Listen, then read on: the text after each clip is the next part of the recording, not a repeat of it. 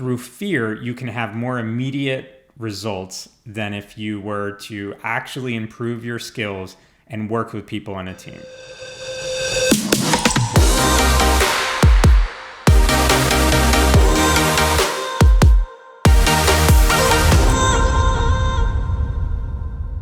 Welcome back to another episode of the Leadership Lab. I am Henry Kirk.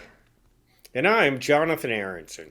And today we are going to talk about being a dictator versus a servant leader. First off, before we get going, please hit the like and subscribe button and the bell button and all those other buttons in there to keep getting alerted of our new episodes and encourage us to keep making more. We would love to continue adding value for you every week. And it's a lot of fun anyway. So we're probably going to keep doing it anyway, right, Jonathan? Even if people give it a thumbs down or don't like it. I hope. Yeah. I think so. No, they're supposed to like it. They're supposed to. That's true. Yeah. Okay. And tell us if you want something, we want to make it so it's relevant for the people who are listening. That's true. Yeah. So if you don't speak up, we're just going to keep doing what we want to do like we're doing today. So, yeah. All right, cool. So let's dive into it. So the question I have for you, Jonathan, is I was just thinking about this morning. I used to be a prolific yeller at my business. Yep.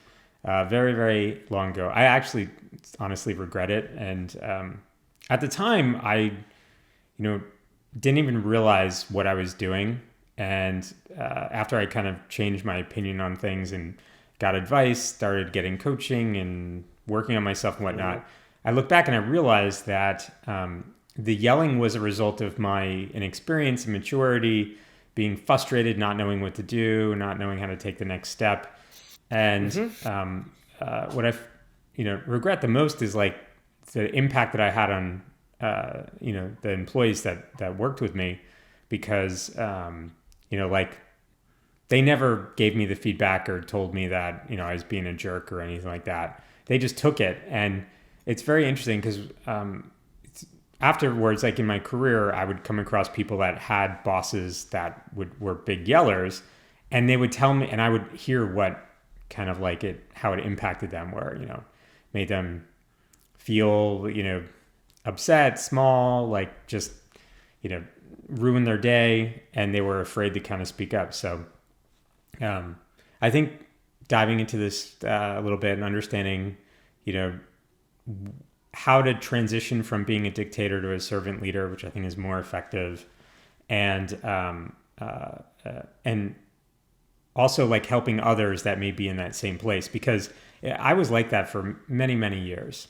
And I want to say at least 10 years before somebody spoke up and said, Henry, you're a complete ass. So you need to change the way that you're doing things. So I'll preface it with that. Let you kind of dive in. Yeah. So, leadership styles really changed a lot, let's go back to Christmas Carol by Dickens, right? What was the guy's name who was the boss? You're talking about Scrooge? Scrooge. Oh, yeah, Scrooge. You're right. He was Scrooge. But remember how tough he was? Ebenezer Scrooge, right? Ebenezer Scrooge. That's the guy.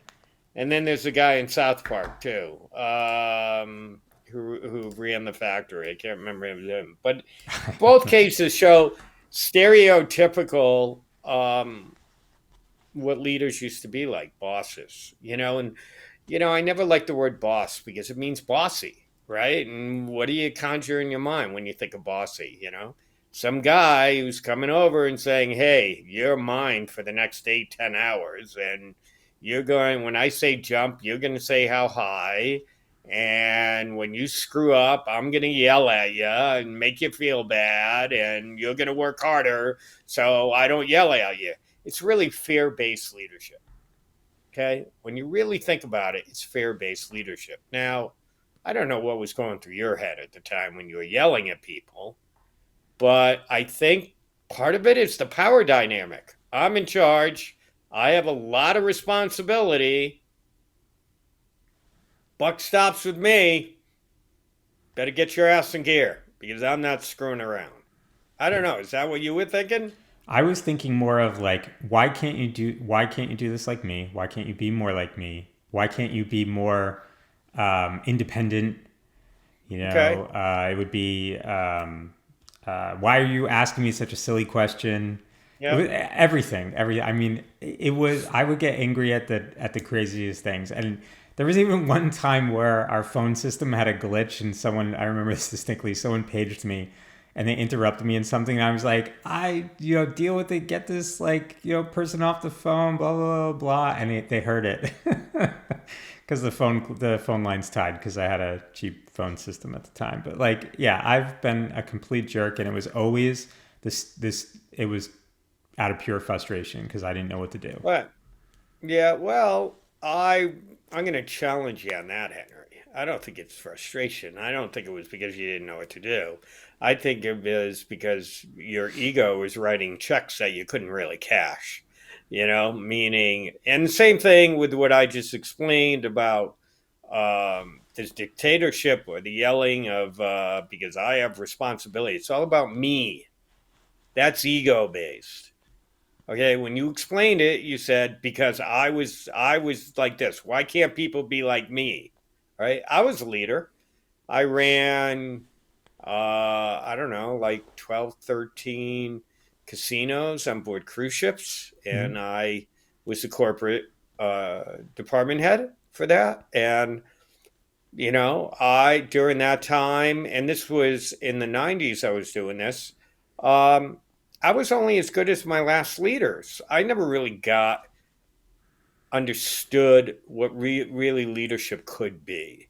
So your last leaders are, and I worked on a cruise ship for a number of years, which is very hierarchical as well, and it was like, hey, do what I tell you, you're fired, I mean, literally, but it was all about me. It was all fear based. I remember sitting in my office, and I had a suite of offices, and people were in cubicles, and I'd be screaming from my office for people. I wouldn't get up out of my seat like a normal civilized person. I'd be screaming, "Hey, get in here!" And um, things have changed a lot. A lot of research has been done. HR departments have become a little more impactful. I think maybe because we live in a litigious society and companies were tired of people getting sued or companies getting sued. But I don't know, whatever the reason was, research has been done a lot around what motivates people, and fear leadership is not nearly as motivational as reward leadership. What do you think I mean by that? It's just, I mean, productivity is the thing nowadays, right? So I guess if it's a shift in trying to get productivity out of your employees, maybe, or your workers, perhaps. I mean, I'm Yeah. actually, yeah, I'm curious. Like, what changed your mindset? Like, when did you changed from being more dictatorship to being more servant? Like, like I remember the moment when that happened for me. Like, what was it for you?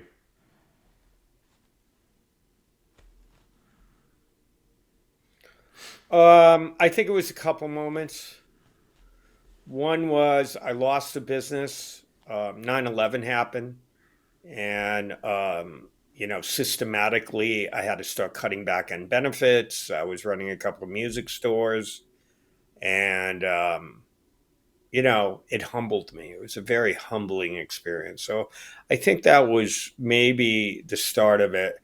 And I had read some books back when I was in the cruise line, which helped a bit as well. I used to say I'm a cog in the wheel. I'm just a bigger cog, but we need the cog so the wheel won't turn. And, that was something that I used to say. But I didn't always model what I said. And I could probably say it wasn't really until I dived even deeper into the coaching aspect of it to really understand, and really made it my life's work to understand how workers tick, how I can help other leaders be more effective in their role. Wasn't really until I dived deep into it. I mean, I did some of the stuff. I read, for instance, Ken Blanchard's book, The 1 Minute Manager, which was a staple at the time. It's still a great book. If you leaders out there haven't read it, I would encourage you to do that. Because it really starts talking about how to talk to people. But even in that book, it's funny, I just thought of it. The original 1 Minute Manager says goal setting is one of the chapters. Another chapter is praising, 1 minute praising. And Mhm. then they used to have 1 minute reprimand. Oh, really? And it was in the book. Now, the new and improved version said 1 minute redirecting. So Oh, you can see, even in the language has shifted on how we're approaching people who are not meeting the job's expectations or the boss's expectation. yeah, very interesting. Very interesting. So it sounds like your experience kind of being in the shoes where you're like kind of more hierarchical, like dictator, like allows you to kind of help others in that same situation. So like if you were, let's say you were talking to me like 15 years ago or 20 years ago, I guess it's been now, and you were trying to convince me that my methods were terrible and I need to shift it around, what would you do? I'd say, don't be an idiot, Henry. No, like, I don't think that would get me very far. You know, I would say first I would start put yourself in lead with the empathy, right? I'd introduce the whole aspect of empathy, meaning, Henry, if you were one of your reports and you had somebody yelling at you the way you yell at people, what would be the impact on you? What would that do to your motivation? Hmm. What would that do your willingness to really follow this versus a leader and really want to support this person um, to reach the team's goals? How would you answer that? Yeah, that probably would have changed it right there. So okay, so then why did no one tell me that so it was Because people didn't lead with empathy.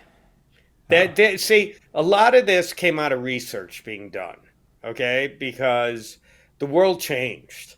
You know, um, when I was a kid, you listened to your elders, you listened to your parents, you didn't question them, you didn't question your teachers, you didn't question authority figures, and a boss is an authority figure. Now it's changed a little, hasn't it? no, it's true. That's right. That makes a lot Right? of So sense. now Yeah. it's almost like I don't know what was Google's culture when it came to questioning leaders. Oh, that was built into it. The same thing in Amazon. It was you can disagree, but at the end of the day, you would commit to whatever on the Amazon side it was disagree and commit. That was the thing that always stuck with me. It's like you can raise your concerns, but at the end of the day, the decision maker makes a decision and you get behind it, which is fair. And at Google, it was like always challenge, the status quo, always like challenge assumptions. Not everyone is right. So same concept where it's Okay. Well, why do you think they promoted that? because it was I don't know. I well, I guess because it was effective. So that way you don't have dictators making decisions that are poor for the user of the company. Oh, I thought that was great when I was there. I thought it was very enlightening. It completely changed my perspective on things. Now, that be it, like I was still a jerk throughout my Amazon years. However, I just thought it was just such a cool environment where like the hierarchy was gone. That like yeah, you respect those that are that were senior to you, but I can go and say I think your idea is you know incorrect because of because of X Y Z. Although there were a lot of people that couldn't handle that though, that were quiet and reserved and didn't really always speak up, which I thought was interesting. Um, Yeah. So Blanchard has this thing they talk about. What would people? What are they going to talk about you around the dinner table? What are they going to say about you? oh, I'm Okay. sure. So when the Yeah. employee goes home, what did they say about Henry? Well, I'm sure it was a tyrant of some sort. Uh, oh yeah, I was definitely not a great leader at Yeah. the time. Um, Now, ego might you might not care, right? Probably didn't. Yeah, probably didn't. Yeah. Right. Why would you care now? I think, well, the moment that I changed my perspective was I was having a one on one with a brand new manager. I think it was like my sixth manager at Google at the time, or fifth manager. And we're having a one on one on something. And he turned to me and said, "Do you realize that nobody likes working with you?" I'm like, "What? I'm great. I'm like super awesome." See Yeah. how me, Yeah. first of all, me again, I'm Yeah. great. I'm Yeah. super awesome. Yeah. Okay. But you see how people's perception, they Oh, think completely. they're Yeah. being I know some people hated working for me. Um, I know why. I mean, it's really clear. But it's 20 years later, and I've learned a lot and gone back to school and worked with lots of people. And, that's a maturity thing as well, right? Time has gone and you've grown. I'll never forget, I went over and I had some personal relationships with the people that I worked with, and worked for me. Remember, I was staying over one of these persons' homes, and he brought up how one time I left him in my office, and I told him, actually, don't sit in my office or something, because I had some confidential papers on the desk or something, Mm. and that stuck with him, because it's like I didn't trust him, so very poorly handled. Um, just how you show up, not just as a leader, but as a person, affects how people are going to want to be led and support you as a leader. And let's think about what leaders really want from their employees, right? From their reports, right? They want the job to get done. Isn't that the basic premise? But they want to be done in a way where, one, you're not going to get a lot of turnover, because turnover disrupts teams, right? You don't want to get too much pushback, or that just stalls the process, Mm. right? I always say the best leaders are the ones where their reports don't want to disappoint the leader. Think about that. Well, if you're yelling at people, how does that affect them not wanting to disappoint you? Well, maybe out of fear. Fear I might lose my job. Fear I might get the crappiest Mm. job on the team, right? Yeah. That's not very, what's that do to motivation? What's that do to productivity? Yeah, I see. So it's like people have different reasons for putting up with the crap from different leaders. So Yep. they're afraid to speak up, and so that's probably why it continues to this day in certain organizations. When I come across people and I say, "Well, why don't you just say something, or why don't you just leave the team or the company or do something Yep. else?" And they'll, I guess, say different reasons. They got a Sometimes they, family. yeah, yeah, Biggest reason, they got a family. They got to yeah. feed their kids. There's something interesting going on in the workforce right now called quiet quitting. Oh yeah, You heard about that, yep, yep. right? I know many That's people where, participating in that. yeah. So what's your understanding of what quiet quitting is? So it's basically like you're just fed up with your job and you are slowly trying to find the next big thing by with remote work it makes it very easy. So you go from working 8 hours a day to 7 to 6 to 5 to 4 and you just get the bare minimum done while you're trying to get the next thing, Yeah. going. Yeah. Yeah. So people can justify anything, you Mm. know? I've seen where people have justified stealing. Well, yeah, I took the job, but honestly, they're working me way harder than what I'm being paid for, and I should be getting paid more. Does that really justify stealing? My values are such that if I accept a job for a certain amount of money, I'll do the job. And Mm. if I think it's not fair, I'll bring it up or I'll leave. But I'm not going to steal. That doesn't give me the right to justify. Same thing with quiet quitting. You're actually stealing because Mm. you're hired to put in an 8-hour day and work for that company for 8 hours a day. If you're not putting in the work, okay, then you're really Yeah. stealing from the company. You're So let getting me ask you paid for this. not working. So you bring up a really good point. So, all right, we've talked a little bit about how to speak up to leaders to say, hey, you're Yep. being a jerk, you need to change. But let's say you're a leader Well, in an organization. What would I be don't the even gonna say that. signs? Yeah, but like, what would be the signs that you are causing something toxic like this? I mean, you bring up like stealing and other things like that. Like, what would be some of the signs that a leader that, like, obviously I had an ego back then, so I thought I was, awesome. So like, Well, you got to be what would open I to look for? looking for this. You got to be open to it to begin with, right? Hmm. If you just shut down, your ego's driving you, you're going to be blind, All right? right, But so let's in the say way, someone's listening to this now and has a big ego. What would be just some of the things that we can enlighten them with that they might want to just consider? are people saying yes to everything you say? Okay. What You else? know, um, are they uh, avoiding you? Okay. Do you feel like they might be avoiding you? Um, are they, when you're talking to them, are they not saying anything? You know, just looking down or, whatever. Um, I don't know. I mean, ways to find out if you have somebody on the team that does trust you, ask them what people are saying about you. You know, um, I find a lot of leaders are blinded because of this power or ego trip that they're on, which really segues this conversation into really the main topic here is what I want to get across today, which is the idea around servant leadership. Hmm. So, when I mentioned servant leadership, what did you tell me earlier, Henry? That well, I'm not that.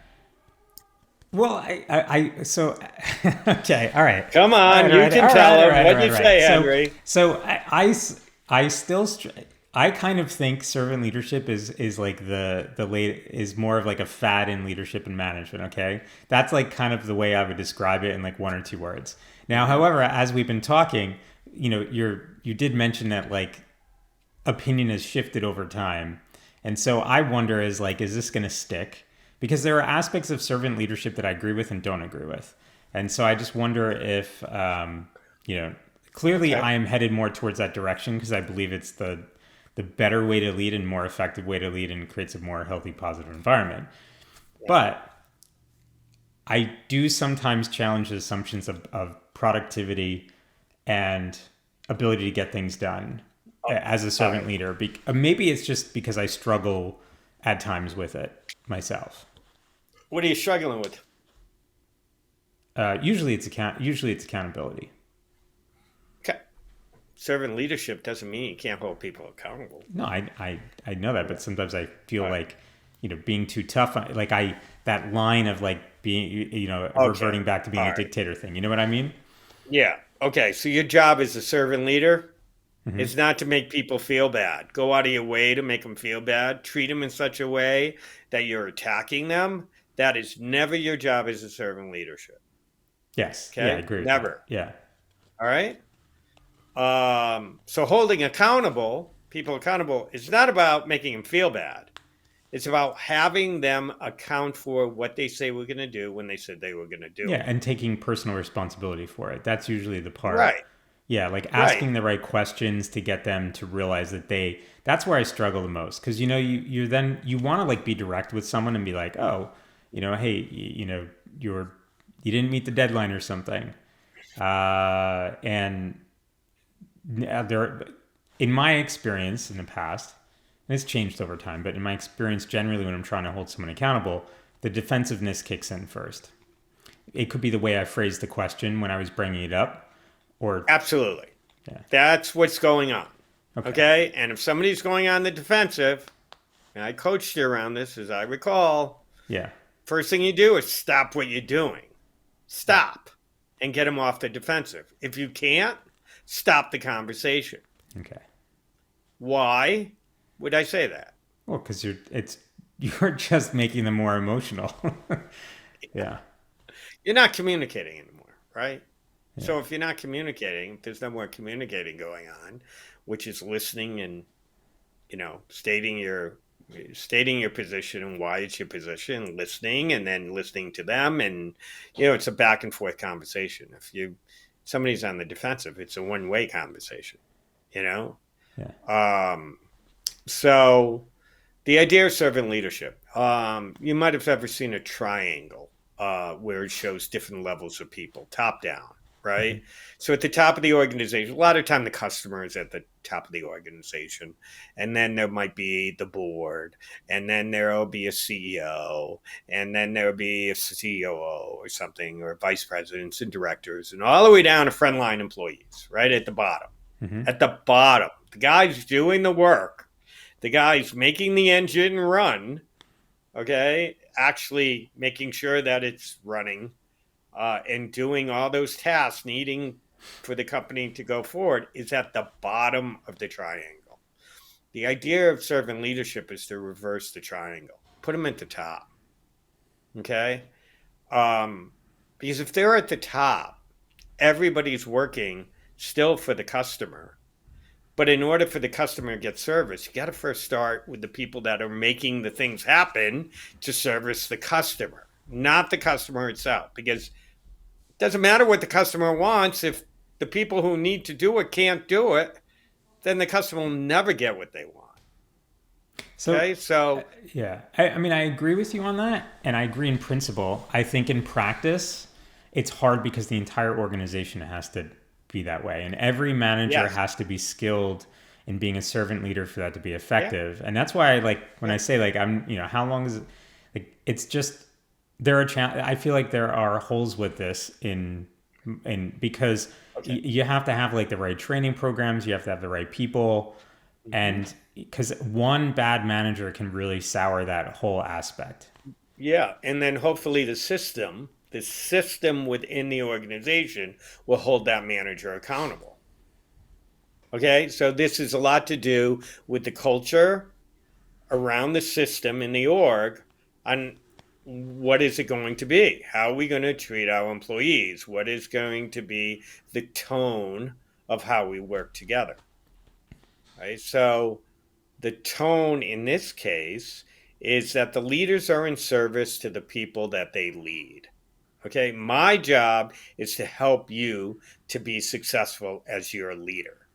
Okay. So, My okay. job is, that's my main number one job. Help you be successful for us to reach the goals that need to be reached because you're doing the tasks that will eventually lead to reaching the goal, that will eventually lead to reaching to fulfilling the mission or the values of the company.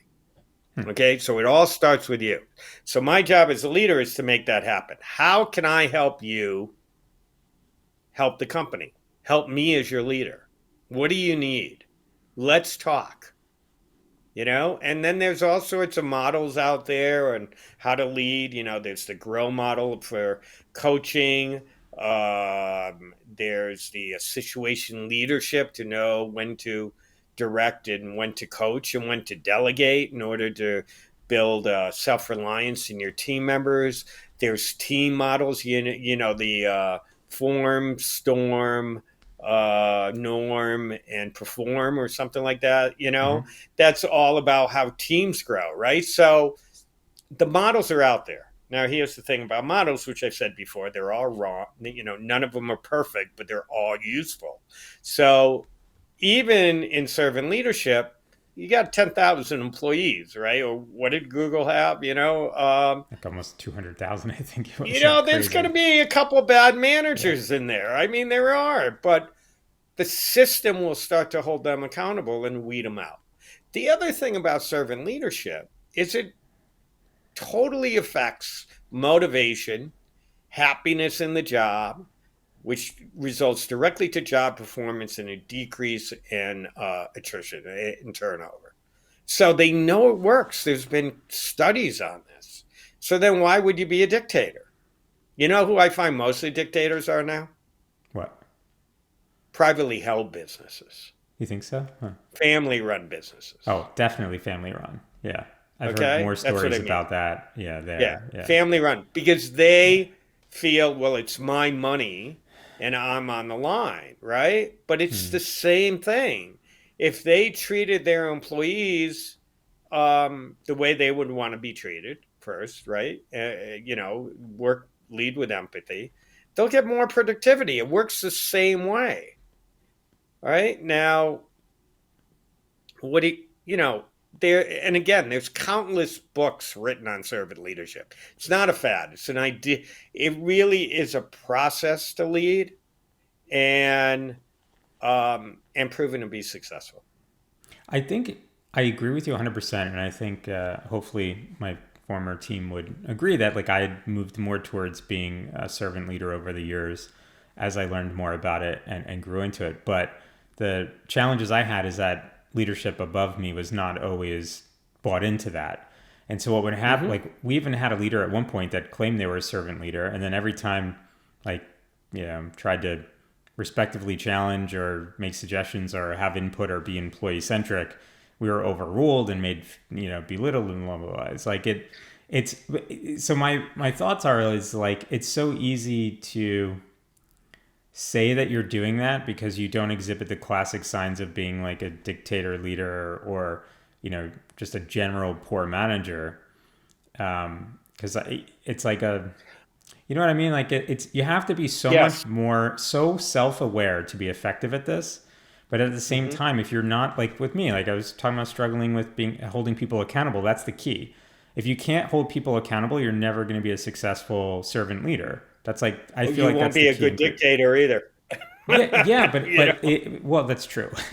That's true. But in general, though, like that is the key essential component of Yeah. being a servant Yeah. leader because you could be nice all day long. We talk about quiet quitting. So why does But that happen? but Why does that allowed to happen? Though it's because the managers. You don't agree with me? I'm. It's not about being nice, Henry. Okay. It's not about being nice. It's But it's about being in service to the people that you yeah, lead. exactly. And so you have to be Is that empathetic and being nice? understanding. Yeah, empathetic and being understanding and being caring about their situation and like people that are working remotely that have really long commutes and they have families at home and they, Well, that's you know, being empathetic. so then yeah, exactly. So being empathetic and there we talk about quiet quitting and I feel like quiet quitting is a result of people taking advantage of empathetic leaders. Okay, I would disagree. Really? Okay. Hmm. Hmm. I think why quitting is not because the leader is empathetic, because the person wants to take advantage of the system, and the system isn't holding that person accountable Yeah, to exactly. making sure Yeah. they're doing their 8 hours. Okay, empathy is not agreeing. By the way, empathy is just putting yourself in somebody's shoes and hearing them and being aware of where they might be coming from so you can adjust maybe how you're communicating to that person to reach them, okay, Hmm. or to motivate them or whatever. It is not necessarily agreeing. Okay, I can be empathetic that to you that you feel as a report that the company has limited ability for my job to grow, so I'm going to look for something else. Okay, I can be empathetic about that. I can see how you might feel that way if you really want to have job growth sooner rather than later. I do not agree that that allows you to quiet quit because you want to spend more time on looking around and the company isn't giving you opportunity. But to my point, if the manager that is highly empathetic is not skilled enough at holding that person accountable, then that behavior continues where they will take advantage of that Sure, situation. So like sure. what will happen is that if they're not skilled in accountability, they're going to then micromanage. They're going to be on top of that person. They're going to feel like the manager's always looking over their shoulder, which is what happens in a And lot of remote work situations. they could still not work. I They can mean, get around it. perhaps, yeah, I think. I mean, I've hear people with certain strategies and stuff, but I think the majority of them like struggle to take advantage of that. So they'll end up doing the typical thing, which is your 9 to 5, And then at night, you'll do your side hustle to get it off the ground as opposed to during the day. Yeah, or they'll quit. Exactly. Yeah. So I think the biggest problem with like like I agree with servant leadership in general, and I think it's a good thing. And I'm glad that I haven't been in a situation recently where I've had like a dictator leader. But there is so much more to it than just saying, "Oh, I'm a servant leader," because I feel like there are key components that if you don't get it, that you're going to be ineffective. So but the end of the day is to have a productive team. Yes, and I never said that there weren't other skills involved in being a servant leader. I totally get that. But being a servant leader is the foundation to say, hey, I'm going to be in service to those that I lead, meaning I'm going to be the best leader for them that I can be. That means what I know, I'm going to know when to direct. I'm going to know when to coach. I'm going to know how to coach. I'm going to know how to support people. I'm going to understand how to motivate people. I'm going to know how to set clear expectations and know that I'm understood. I know I'm going to be somebody who's going to create a system of always asking for timelines on actions, and I am going to hold them accountable to those actions, and I want them to hold me accountable to being in service to them, meaning help them if they're struggling and not being able to meet expectations. Yeah. That's what I mean by being a servant leader. And I think in my entire career, I have maybe had one manager that met all of those qualities. And what was it like to work for that person? It was awesome. And how did that affect you and your productivity? It 10x'd my career overall because I was able to model myself after them. They helped me out. They gave me the opportunity. They understood they really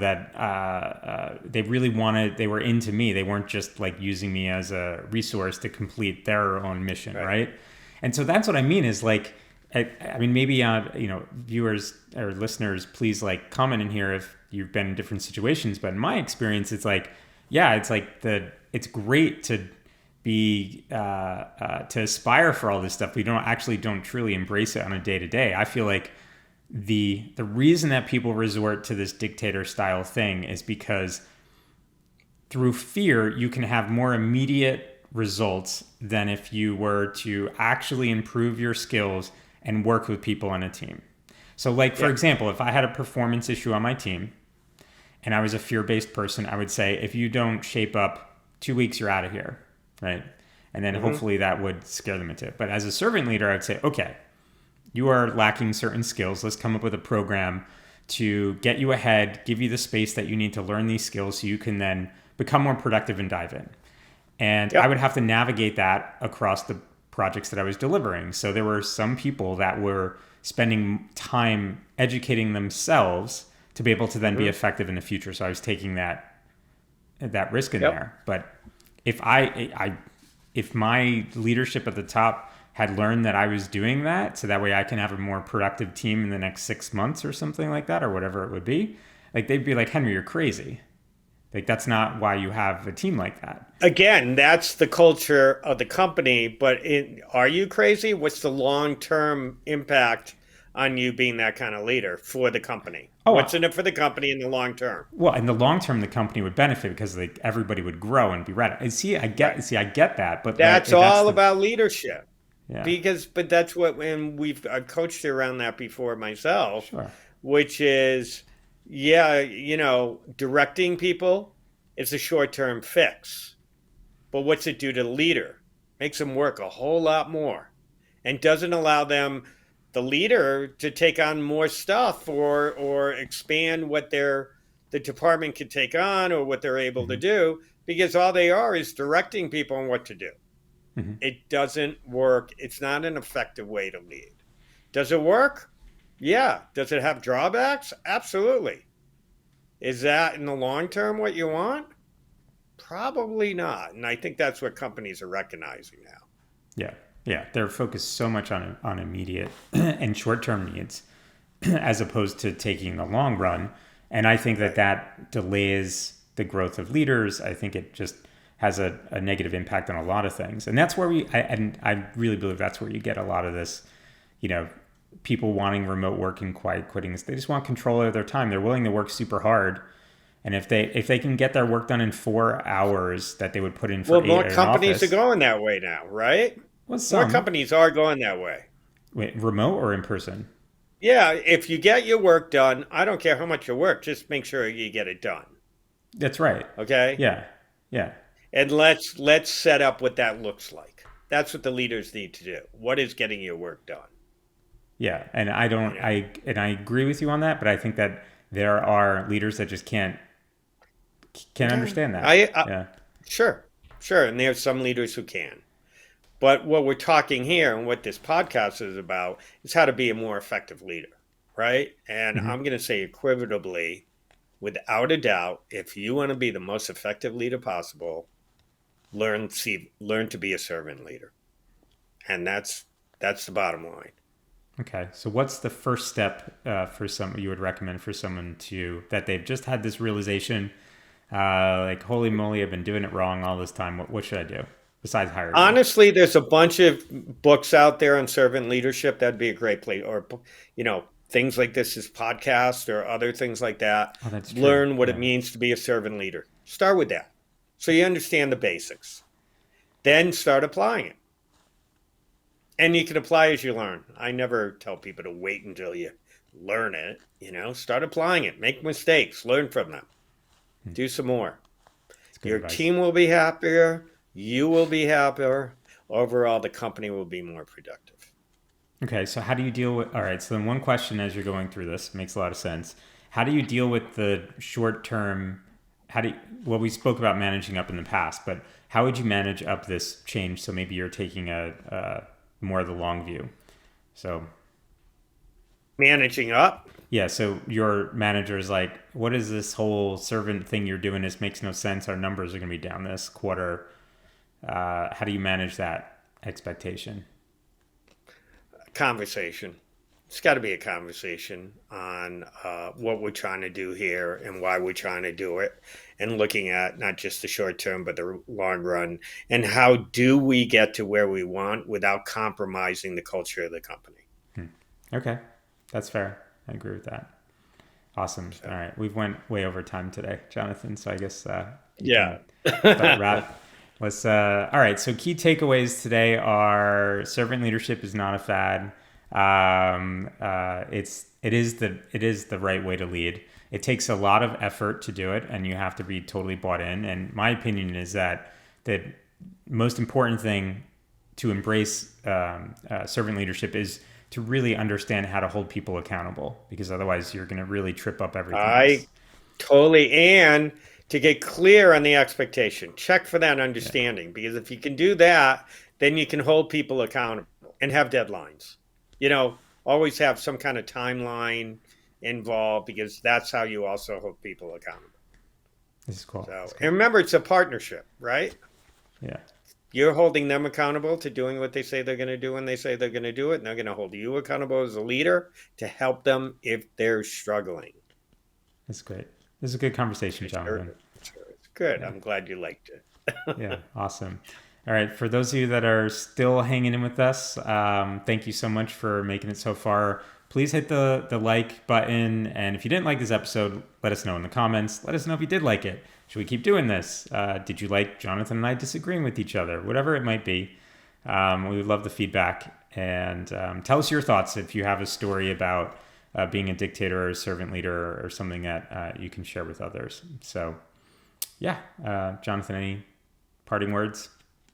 No, again, if anybody has any questions or concerns or don't agree, we'd love controversy. We'll be more than happy to respond to that as well. But again, thank you all for listening. Hit the like button and the subscribe button. Tell your friends, more the merrier. And hopefully you're finding a lot of value out of these podcasts. Amazing. And, I, So, and I'm Jonathan Aronson. yeah, and I'm Henry Kirk, and you have been listening to the Leadership Lab. Thanks very much.